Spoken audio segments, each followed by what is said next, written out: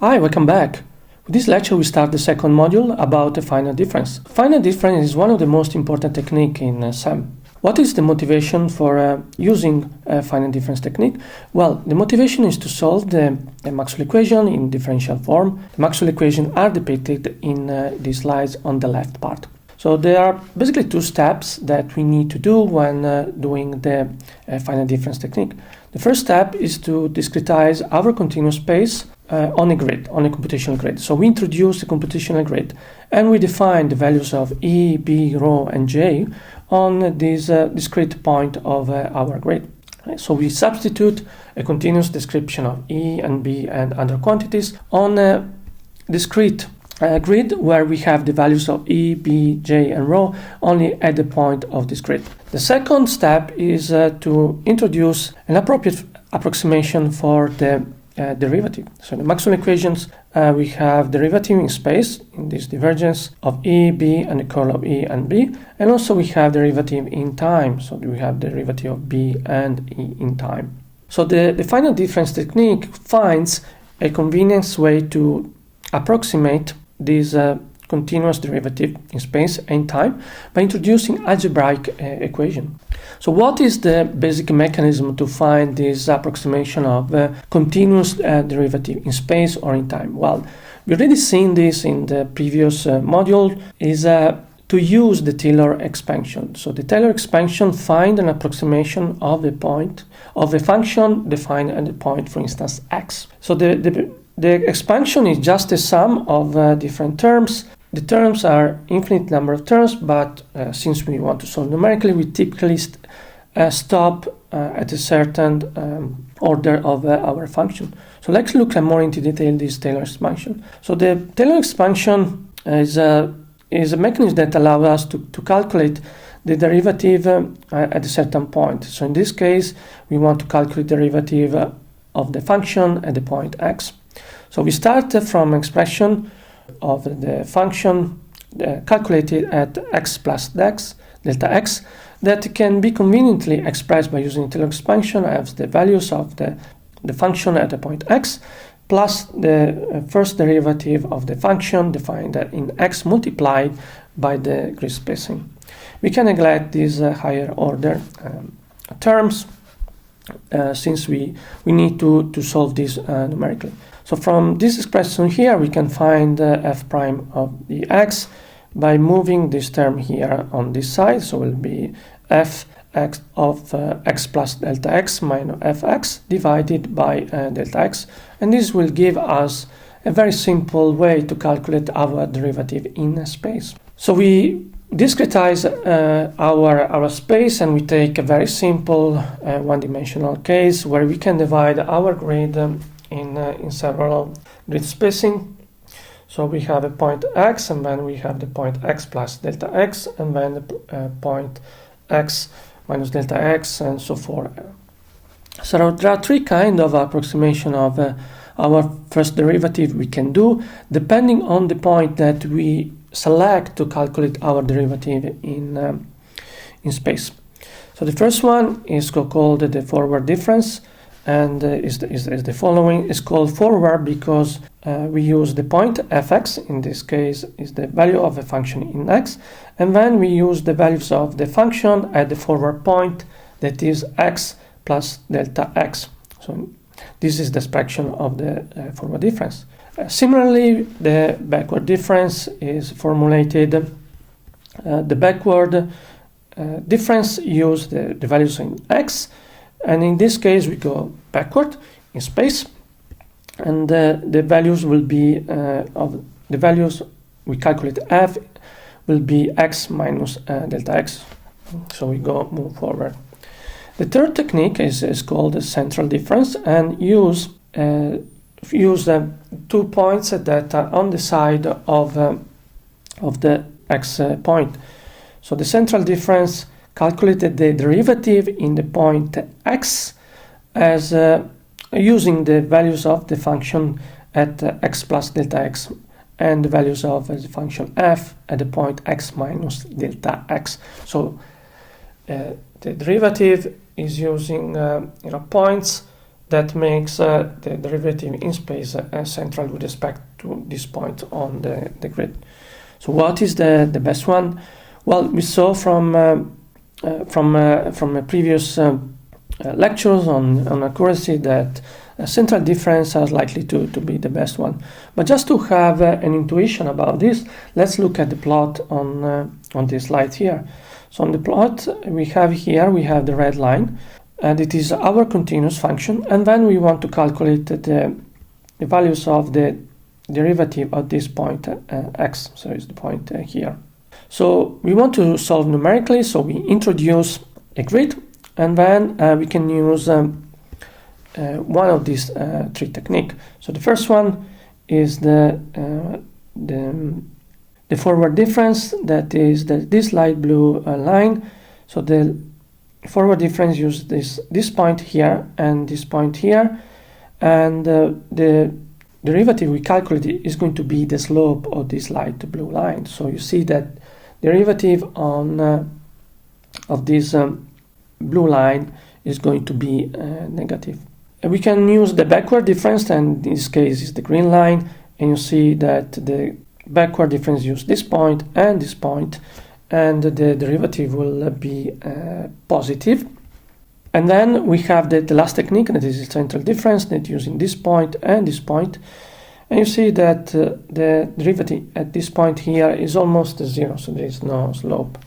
So what is the derivative of our continuous function? Is actually almost zero, right? So if we take a tangent to that point, you will see the slope is roughly equal to zero.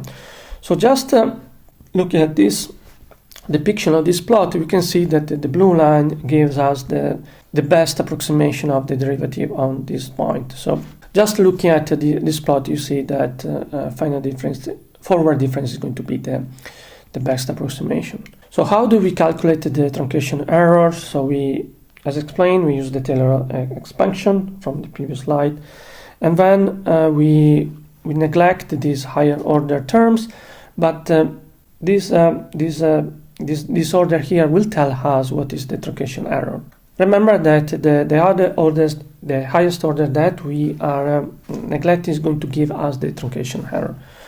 So in this approximation, we neglect this part that is coming from the Taylor expansion, and the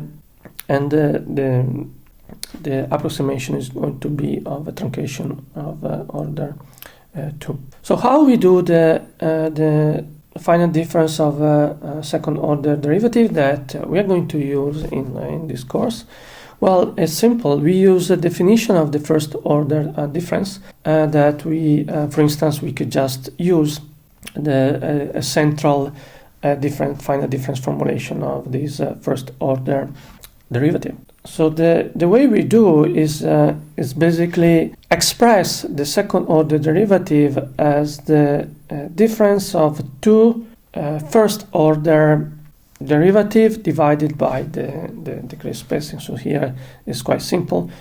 By using this expression here and plugging in this expression here, we will find that a very simple formulation of the second order derivative of f is equal to this the minus 2, the values of the function of on the point I, that is our central point, and then plus the 2 contribution for the function defined on the next right point and the next left point. So it's simple like this. Of course, we can also use this for formulating 2D second order derivative. So in this case will be a derivative in the x direction and derivative in the y direction. We can just sum it up and use this expression here. We can expand, right? And so this will be collecting this delta squared. So there will be a term that is minus 4, the point where our scheme is centered. So in general, how we solve a numerical an ODE in space using the finite difference? Well, we take an example, this expression here, where we have a second order derivative in f, and then we have a multiply the first order, and then we have minus b multiplied by the function itself, and then we have c, that is the known term in our ODE. Well, the technique is very simple. We plug it in the algebraic equation that we found out in the previous slides. So this term here will be approximated by the equation that we find for the second order derivative, that is the following. We will plug in also the equation for the first derivative, and this will be here.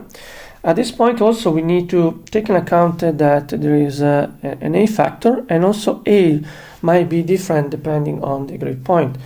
So we decided to take a at the central point, that is k, and then also we replace the values of f, the continuous values, with the values of the function at the point k, and this the same for the known terms c.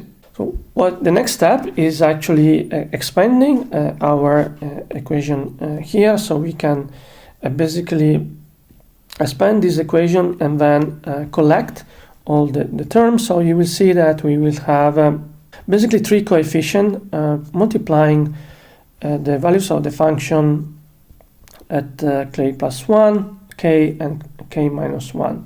So these will be our coefficient. So how do you solve this technique? So keep in mind that we will have a point for each, we will have an equation for each grid point of our problem here. So we will have this equation for the point k, for the point k plus 1, k plus 2, k plus 3, so forth and so on. So how many equations we are going to have? We are going to have a number of equations that is equal to the number of points we discretize our grid. How do we solve that? Well, we solve it by forming a matrix formulation of our problem. So each line of this matrix will be the equation for each for one point. So the first point will be described by multiplying this term and this term by the values of the function defined on the grid. So each line, each grid point corresponds to a line of this matrix. So this is very convenient formulation to prepare our problem. So in the case of 1D, this is quite simple because each line corresponds to one grid point of our grid.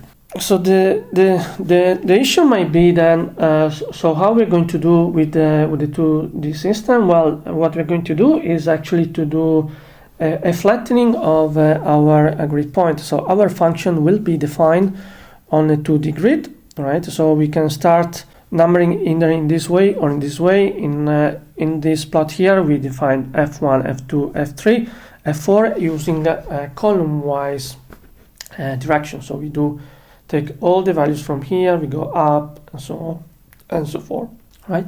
And we are basically flattening our 2D vector in 1D vector. So this operation is called flattening, right? So whenever we use 2D or 3D grids, we need to move from 2D or three-dimensional space to a 1D representation of the vector. The MATLAB command to do flattening is reshape command. So for instance, if we have f, that is our function defined as a matrix, we can simply use the command reshape f of, and then we say the shape. So once we formulate our problem, our different equation, we need to find the values of for our known f. In this case, what we're going to do is to simple form our matrix and prepare a linear system formulated like the one on this slide. So once we form our matrix, in this case L, we can simply calculate the unknown term f by using the L, that is the matrix that we are forming for this problem, \c, where c is the known term. Of course, there are other techniques. There are some techniques that are described, like a conjugate gradient, in the appendix A of the textbook. This was the last slide of this lecture. In the next lecture, we are going to look at how to solve the Poisson problem using finite difference in a very simple problem. Talk to you soon.